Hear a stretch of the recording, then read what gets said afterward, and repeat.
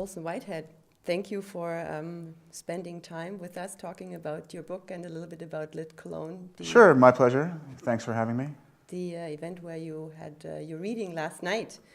And my first question would be, what is it like for you to hear your book read out in German? Does it still sound familiar to you?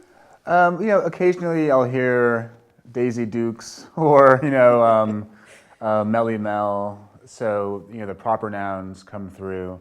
And it's always, fun to see which English words don't have a German equivalent.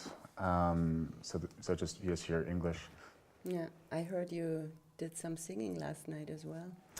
Yes, I was called to, you couldn't call it rapping, but to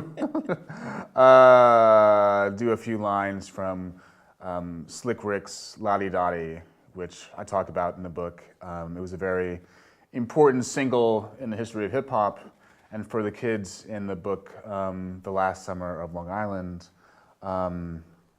it's one of their big pop cultural artifacts that they talk about in the summer of 1985.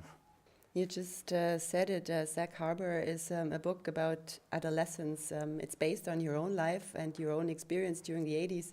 How come you decided to write a book about adolescence yourself? Was it a way of digging back into your own past? Yeah, and maybe coming to, looking back over the writing of the book, trying to understand my teenage years. Like, I'm not sure if the show made it over here, but Beverly Hills 90210.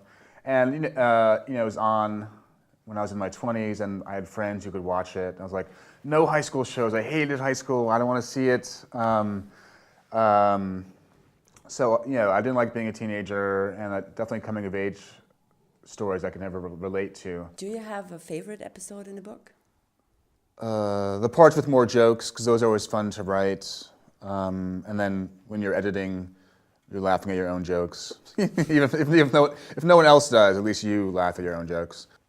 You once wrote that you want your reader not to skip any words. Are you very particular with what words you choose when composing your text? Oh, sure. I was half joking, but you generally want people to read the whole book. But hopefully every word's in the right place. There's nothing extra or extraneous. I think all writers spend a lot of time making sure that everything is correct. So, yeah, it is important. Do you skip words when you read? I hope not.